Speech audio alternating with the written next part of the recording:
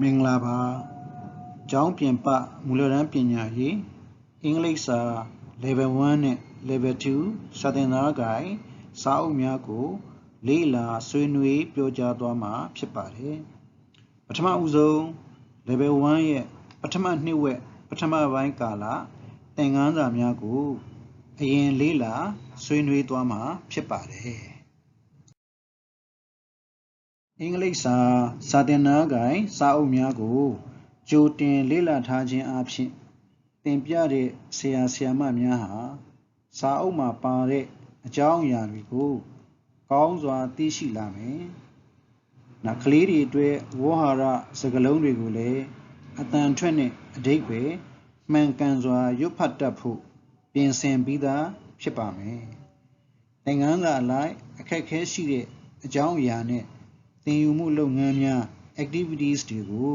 ကလေးများနဲ့ပြုလုပ်တဲ့အခါမှာလည်းအခက်အခဲမရှိဘဲရှင်းလင်းလွယ်ကူသွားပါမယ်။သင်ခန်းစာတိုင်းမှာ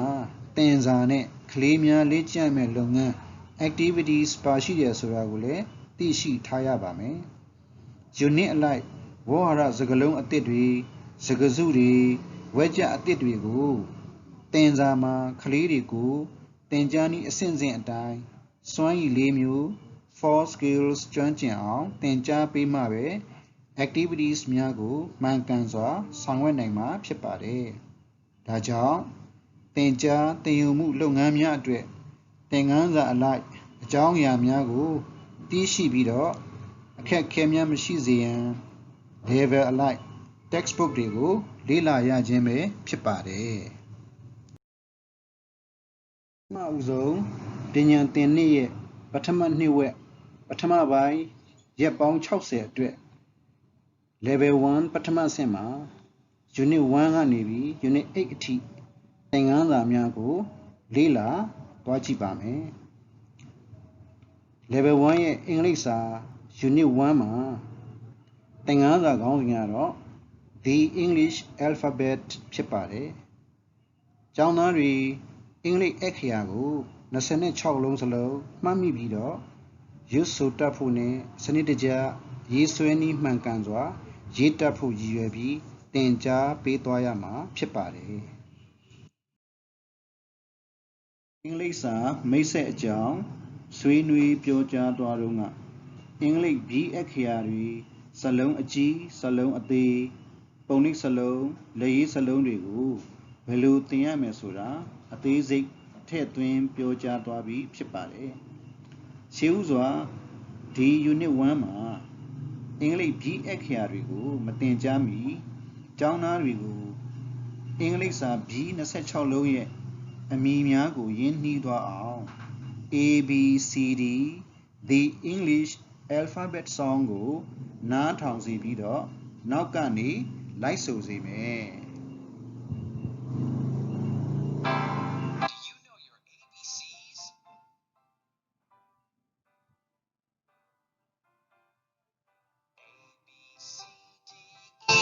F G H I J K L M N O P Q R S T U V W X Y and Z. Now I know my ABCs. Next time, won't you sing with me?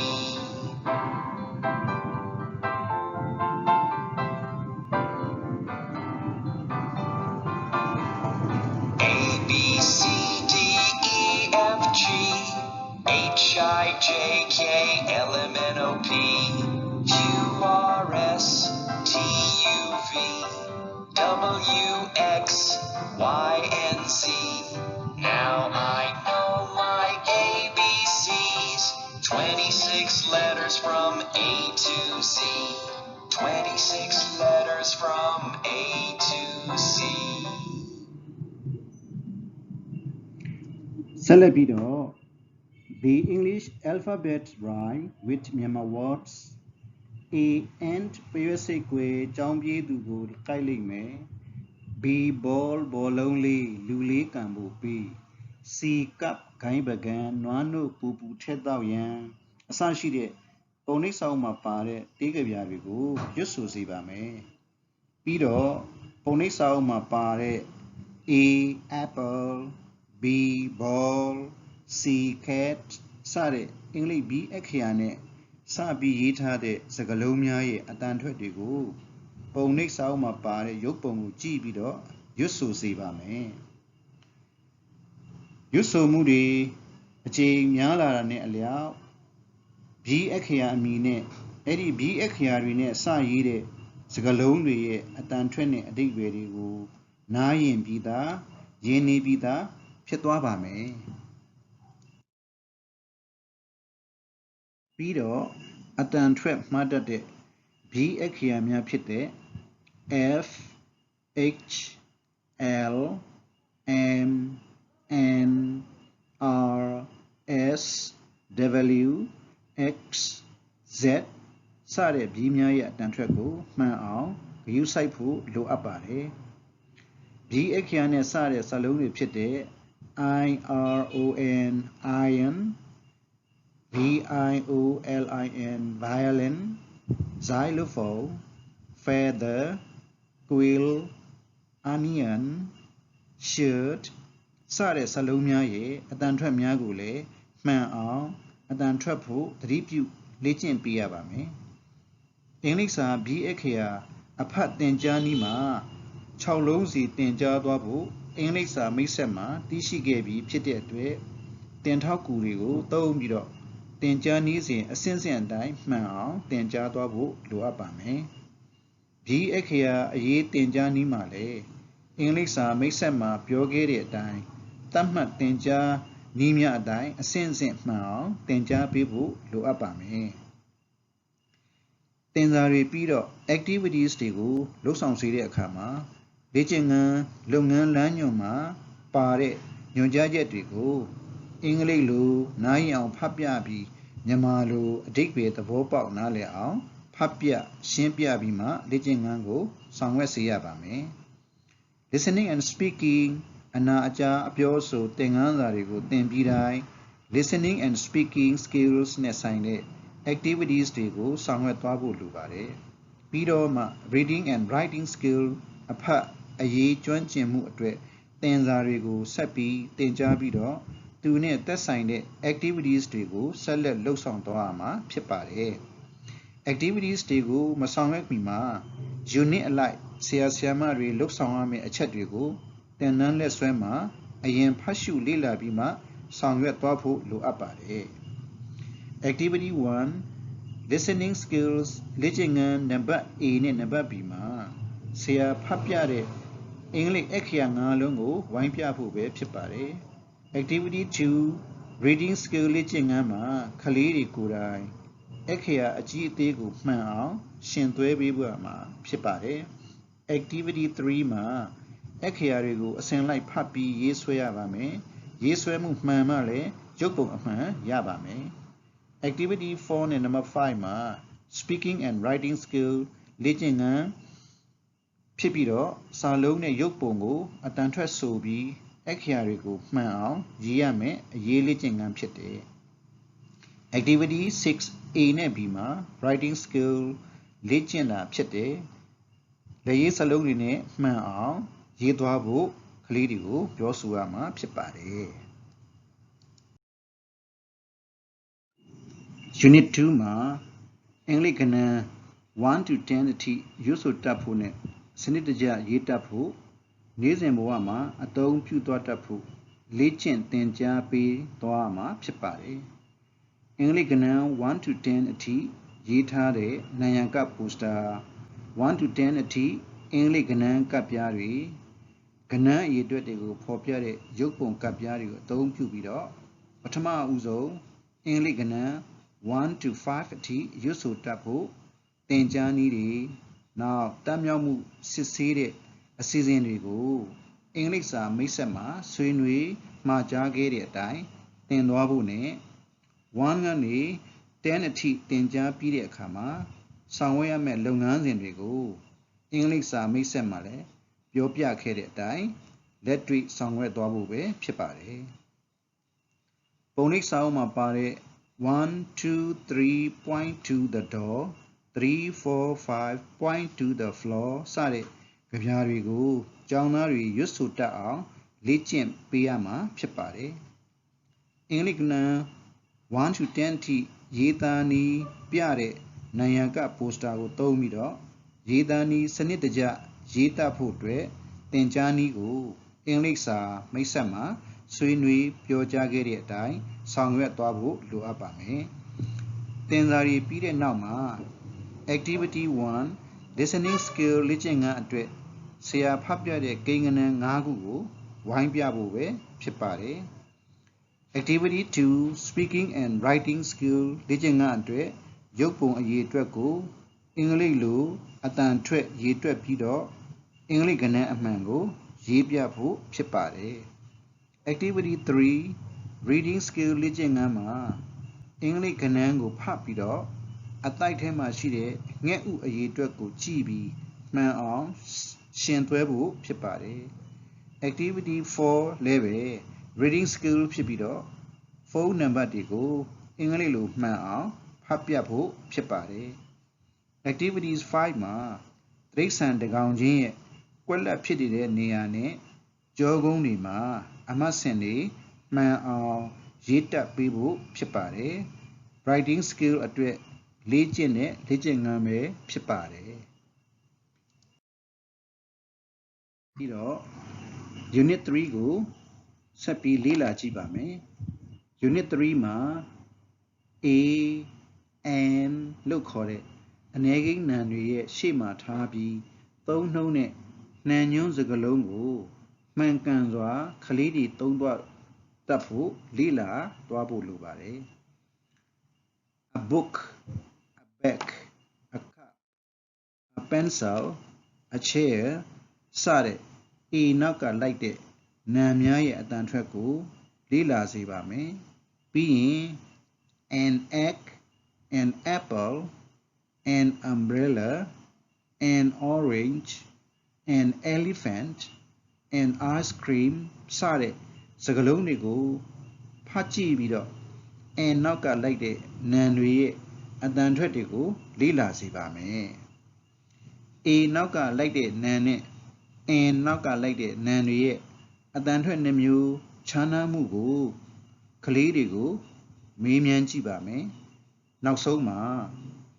A နောက်ကနာမ်များရဲ့အတန်ဟာ consonant sound လို့ခေါ်တဲ့ဘီးတန်ဖြစ်ကြောင်းနဲ့ N နောက်ကလိုက်တဲ့နာမ်များရဲ့အတန်ဟာ vowel sound လို့ခေါ်တဲ့အတန်နဲ့ဆုံးတဲ့တရအတန်တွေဖြစ်ကြောင်းကလေးများကိုယ်တိုင်သိအောင်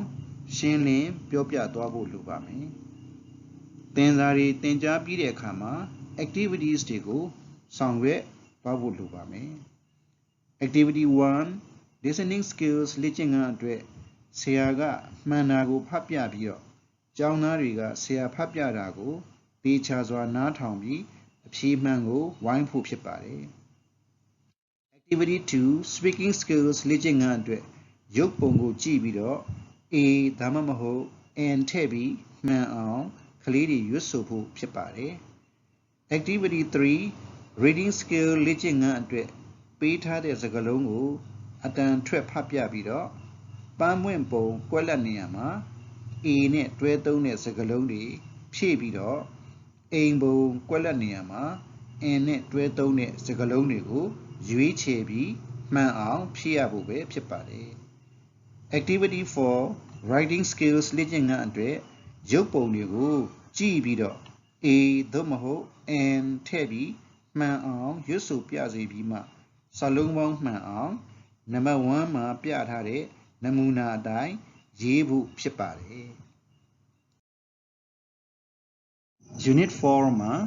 Numbers ကိန်းဂဏန်းနံပါတ်များကို1 to 100 အထိရွတ်ဆိုတတ်ရေးတတ်စာလုံးပေါင်းမှန်အောင်ရေးတတ်ဖို့အတွက်သင်ကြားပေးသွားရမှာဖြစ်ပါတယ်ပထမဦးဆုံးသင်ခန်းစာမှာပါတဲ့ Look and See မှာကိန်းဂဏန်းနဲ့စာများကို Listening and Speaking Skills ကျွမ်းကျင်အောင်လုပ်ပေးဖို့လိုအပ်ပါတယ် ELEVN 11အတန်ထွက်နဲ့ DEN နဲ့ဆုံးတဲ့13 14 15စတဲ့အတန်ထွက်တွေနောက်ပြီးတော့ TY နဲ့ဆုံးတဲ့ 20 30 40စတဲ့အတန်ထွက်တွေကိုကလေးတွေမှန်အောင်ဆိုတတ်နိုင်ဖို့အတွက် view site ပြီးလေ့ကျင့်ရွတ်ဆိုစေရပါမယ်သင်စာတွေသင်ပြီးရင် activities တွေကိုလုပ်ဆောင်သွားမှာဖြစ်ပါတယ် activities number 1 listening and speaking skills အတွက်လေ့ကျင့်ခန်းမှာညွှန်ကြားချက်မှာပါတဲ့အတိုင်းဆောင်ရွက်စေပြီးတော့ activity 2နဲ့3 reading and writing skills အတွက်လေ့ကျင့်ခန်းမှာကိန်းဂဏန်းတွေရဲ့အမည်စာလုံးပေါင်းတွေကိုနမူနာမှာရေးပြထားတဲ့အတိုင်းကွက်လက်တွေကိုစာလုံးပေါင်းမှန်အောင်ကလေးတွေရေးဖြည့်သွားရမှာဖြစ်ပါတယ် activities 4 complete the puzzle မှာဘယ်လိုဆောင်ရမယ်ဆိုတာကိုကလေးတွေကိုရှင်းပြရမှာဖြစ်ပြီးတော့အဖြေတွေကိုကလေးတွေကိုယ်တိုင်စဉ်းစားပြီးမှန်အောင်ရေးဖြည့်ရမှာပဲဖြစ်ပါတယ် Unit 5 Plural သင်ခန်းစာမှာနာမ်များကိုအနည်းကိန်းနာမ်ကနေပြီးတော့အများကိန်းနာမ်ပြောင်းလဲပြီးအသုံးပြုတတ်ဖို့သင်ကြားပေးရတဲ့သင်ခန်းစာပဲဖြစ်ပါတယ်စကားလုံးအသစ်တွေအနေနဲ့ pen pen plat plate basket basket စတဲ့စကားလုံးတွေကို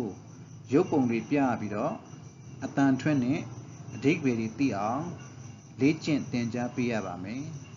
။နောက်အများကိန်းနာမ်ပြောင်းတဲ့နေရာမှာနာမ်အများစုကို s ပေါင်းထည့်ရင်အများကိန်း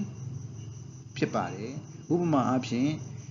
ping pig ဆိုလို့ရှိရင်အများကိန်းနာမ်ပြောင်းတဲ့အခါ pings pigs ပြောင်းလာပါတယ်။ပြီးတော့ sh နဲ့ဆုံးတဲ့စကားလုံးတွေ ss x ch တွေနဲ့ဆုံးတဲ့စကားလုံးတွေဆိုရင် es ပေါင်းထည့်ပေးရတယ်ဥပမာအားဖြင့် brush brush brushes brushes ဆိုပြီးတော့အများကြီးပြောင်းပါတယ် glass ကို glasses glasses လို့ပြောင်းပါတယ် box box ကို boxes လို့အများကြီးပြောင်းပြီးတော့ရေးရပါတယ်တော့ y နဲ့ဆုံးတဲ့စကားလုံးတွေဆိုရင် y ကိုဖြုတ်ပြီးတော့ ies တွေထည့်ရပါတယ်ဥပမာ butterfly butterfly butterfly ဆိုရင် y ကိုဖြုတ်ပြီး butterflies butterflies ဆိုပြီးတော့အများကြီးပြောင်းရတယ်နောက်ပြီးတော့ f နဲ့ fe နဲ့ဆုံးတဲ့စကားလုံးတွေဆိုရင်အဲ့ဒီစာလုံးတွေကိုဖြုတ်ပြီးတော့ ves ပေါင်းထည့်ရတယ်ဥပမာအားဖြင့် leaf leaf ဆိုရင် leaves leaves knife knife ဆိုလို့ရှိရင် knives knives ဆိုပြီးတော့အများကြီးပြောင်းရပါတယ်နောက်ပြီးတော့ပုံမှန်မဟုတ်တဲ့စကားလုံးတွေကိုအများကြီးပုံစံပြောင်းတာတွေလည်းရှိပါတယ်ဥပမာ child child ကိုအများကြီးပြောင်းမယ်ဆိုရင် children children ဆိုပြီးတော့ပြောင်းရတယ် man man အများကြီးပြောင်းခြင်းရင် men men ဆိုပြီးတော့ပြောင်းရတယ် woman woman ကိုအများကြီးပြောင်းမယ်ဆိုရင် women women ဆိုပြီးတော့စာလုံးကိုပြောင်းရပါတယ်အဲ့ဒီမှာသတိထားမှာကစကားလုံးအများကြီးတွေရဲ့အတန်ထွက်တွေကိုမှန်အောင်ရယ်ပုံသဏ္ဍာန်မမှန်တဲ့စာလုံးတွေရဲ့အတန်ထွက်တွေကိုလည်းမှန်အောင်ကလေးတွေကိုယူဆိုင်ပြီးတော့လေ့ကျင့်ပေးဖို့လိုအပ်ပါမယ်သင်စာတွေပြီးတဲ့အခါမှာ activities တွေကိုဆောင်ရွက်သွားဖို့ပဲဖြစ်ပါတယ် activities 1 2 3 4 လေးခုကိုလေ့ကျင့်ခန်းမှာပါတဲ့ညွှန်ကြားချက်တွေအတိုင်းကျောင်းသားတွေကိုပြုလုပ်စေဖို့ပဲဖြစ်ပါတယ်သတိထားမှာက activities number 1 listen and tick လေ့ကျင့်ခန်းမှာဆရာကအနည်းကိန်းစကားလုံးအများကိန်းစကားလုံးတွေကိုမျှတအောင်ဖ 합자 도와보네 안내기 암야기 서글롱디에 낙성 어떤 트레드고래 아주 유사이 비만 유수하고ဖြစ်ပါတယ် Unit 6 This is wajane that is wajja ပုံစံတွေကိုမှန်ကန်အောင်အသုံးပြုတတ်ဖို့သင်ကြားပေးတဲ့သင်ခန်းစာပဲဖြစ်ပါတယ်စာသင်ခန်းအတွင်းနဲ့စာသင်ခန်းပတ်ဝန်းကျင်မှာရှိတဲ့ပစ္စည်းစစ်တွေကိုအသုံးပြုပြီးတော့ပြောဆိုသူရဲ့အနီးမှာရှိတဲ့အရာဝတ္ထုကိုညွှန်ပြခြင်းတဲ့အခါမှာ This is ဝကြကိုသုံးဆွဲရပုံနဲ့ပြောဆိုသူရဲ့အဝေးမှာရှိတဲ့အရာဝတ္ထုကိုညွှန်ပြတဲ့အခါမှာ That is ဝကြကိုသုံးဆွဲရပုံတွေကိုဆရာကလက်တွေ့တရုပ်ပြပြီးသင်ကြားသွားဖို့လိုအပ်ပါမယ်ဥပမာအဖြစ်အနီးမှာရှိတဲ့စာအုပ်တုပ်ကိုလက်ညှိုးနဲ့ထိအောင်ညွှန်ပြပြီးတော့ This is a book လို့ပြောပြရမယ်ပြီးရင်အဝေးမှာရှိတဲ့စာအုပ်တုပ်ကိုလက်ညှိုးညွှန်ပြပြီးတော့ That is a book လို့ဆိုပြပါမယ်ပြီးတော့မှသင်ခန်းစာမှာပါတဲ့ရုပ်ပုံနဲ့ဝကြတွေကိုကြည့်ပြီးတော့သင်ထောက်ကူတွေသုံးပြီး false case ကလေးတွေတက်အောင်သင်ကြားနည်းစဉ်အတိုင်းသင်သွားပေးဖို့လိုအပ်ပါမယ်ပြီးတဲ့အခါ activities လေ့ကျင့်ခန်းလုပ်ငန်းတွေကိုညွှန်ကြားချက်မှာပါတဲ့အတိုင်းဆောင်ရွက်သွားဖို့ပဲဖြစ်ပါတယ် activities to speaking skills အတွက်ဆောင်ရွက်ရမယ့်လေ့ကျင့်ခန်းရဲ့အင်္ဂလိပ်လိုညွှန်ကြားချက်မှာပါတဲ့ SAYS စကားလုံးရဲ့ ses အတန်ထွက်ကိုမှန်အောင်ထွက်ဖို့သတိပြုရပါမယ်အများအားဖြင့် SAYS says လို့အတန်မှားပြီးမထွက်မိအောင်သတိထားဖို့လိုအပ်ပါမယ်နေ့ 7 မှာပုဂ္ဂိုလ်ပြနာမ်စားများဖြစ်တဲ့ it I you he she they we တွေကိုပြုလုပ်သူကတ္တနေရာမှာထားပြီးတော့မှန်ကန်စွာသုံးစွဲသွားတတ်ဖို့သင်ကြားပေးရတဲ့သင်ခန်းစာပဲဖြစ်ပါတယ်။ဥစွာစကားလုံးအသစ်တွေဖြစ်တဲ့ doll, flower, television, telephone စတဲ့စကားလုံးတွေကိုရုပ်ပုံကားချက်တွေပြပြီးအတန်ထွက်နဲ့အဓိပ္ပာယ်သိရှိသွားအောင်သင်ကြားပေးသွားရပါမယ်။ပြီးတော့မှ it is ဝကြတွေကိုသုံးတတ်အောင်တရုပ်ပြသင်သွားဖို့လိုအပ်ပါမယ်။ဥပမာ book လို့ကျောင်းသားတဦးကအတန်ထွက်တာကိုနားထောင်ပြီးတော့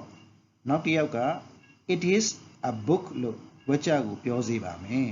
။ဆက်လက်ပြီးရင်သင်ခန်းစာမှာပါတဲ့ car, doll, flower စတဲ့ရုပ်ပုံတွေကိုကြည့်ပြီးတော့အတန်ထွက်ကိုတယောက်ကပြောပြီးနောက်တစ်ယောက်က it is ဝကြတွေဖြစ်အောင်ရွတ်ဆိုလေ့ကျင့်သွားစေပါမယ်ဆက်လက်ပြီး I am, you are, he is, she is, they are စတဲ့ဝကြတွေကိုလည်းပဲသင်ခန်းစာမှာပါတဲ့အတိုင်းလူပုဂ္ဂိုလ်တွေနဲ့တရုပ်ဆောင်ပြီး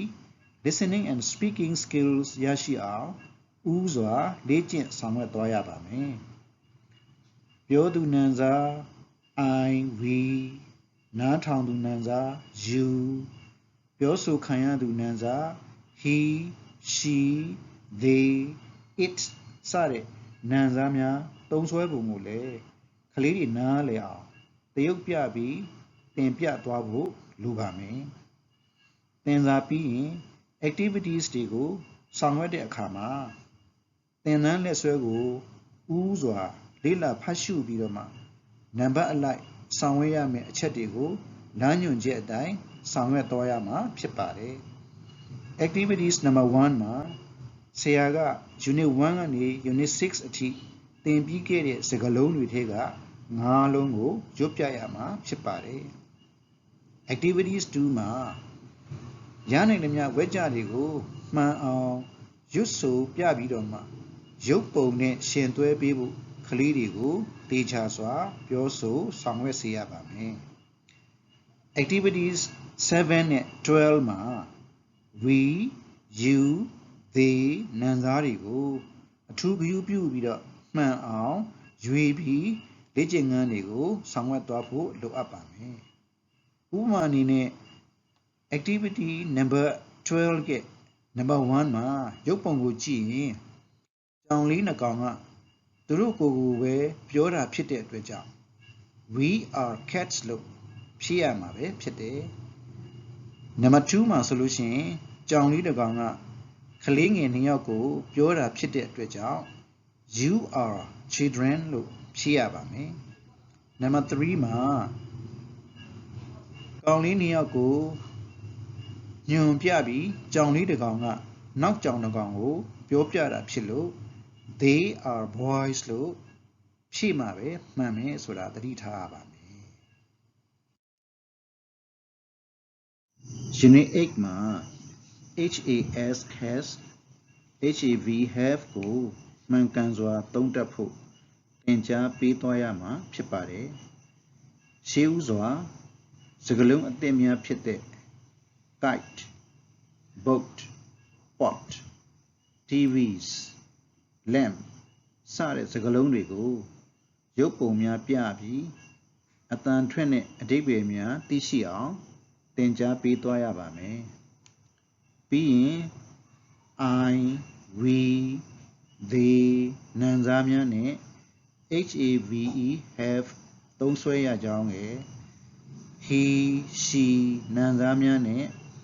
HAS has သုံးစွဲရပုံတွေကိုအတန်းထဲမှာရှိတဲ့ပစ္စည်းစစ်တွေသုံးပြီးတော့အနာအကြားအပြောစွမ်းရည်များများရအောင်လေ့ကျင့်ပြောဆိုစေပါမယ်ပြီးမှသင်ခန်းစာမှာပါတဲ့ဝက်ကြတွေကိုရုပ်ပုံကိုကြည့်ပြီးတော့ရုပ်ဖတ်သွားရမှာဖြစ်ပါတယ်ပြီးရင်အရေးလေ့ကျင့်ပေးရပါမယ် activities တွေကိုလေ့ကျင့်ခန်းမှာပါတဲ့လမ်းညွှန်ချက်တွေနဲ့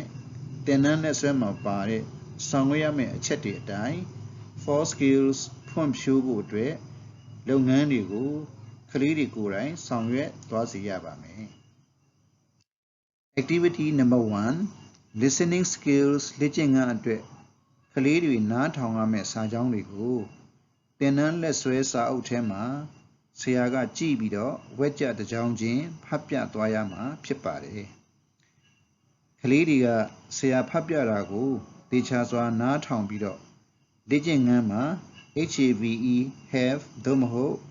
HAS has ကိုမှန်အောင်ဝိုင်းပြဖို့ဖြစ်ပါတယ် Activity number 4 writing skills လေ့ကျင့်ခန်းမှာ Momo's bag အတွင်းမှာရှိတဲ့ပစ္စည်း၅မျိုးကို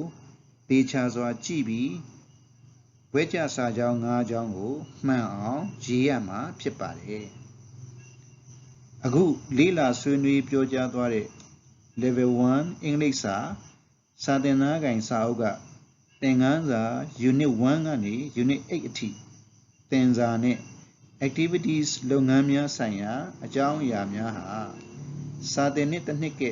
ပထမနှစ်ဝက်ပထမပိုင်းကာလရက်60အထိကလေးများကိုမျှော်မှန်းရလက်ပြည့်မီအောင်နားလည်တတ်မြောက်အောင်သင်ကြားသင်ယူမှုလုပ်ငန်းများမှာအခက်အခဲမရှိဘဲအဆင်ပြေသွားစေဖို့အတွက်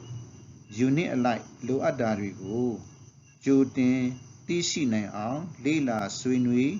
ပြောကြားသွားတာပဲဖြစ်ပါတယ်သင်ခန်းစာရဲ့ unit တိုင်းမှာသင်စာတွေကို listening and speaking skills အရင်သင်ကြားပေးပြီးတော့မှ listening and speaking skills လေ့ကျင့်ခန်းတွေကိုဆောင်ရွက်စေပြီးအဲ့ဒါပြီးမှသင်စာရဲ့ reading and writing skill ကိုဆက်ပြီးသင်ပေးရပါမယ်ပြီးတော့မှသူနဲ့သက်ဆိုင်တဲ့ activities တွေကိုလုပ်ဆောင်သွားဖို့ဖြစ်ပါတယ် activities တွေကိုမပြုလုပ်မီမှာဆရာများသည်ဆောင်ရွက်ရမယ့်အချက်များကိုသင်တန်းလက်ဆွဲမှာဦးစွာကြည့်ရှုပြီးမှ activities ကိုလုပ်သွားဖို့အထူးမှာကြားလိုပါတယ်အားလုံးကိုကျေးဇူးတင်ပါတယ်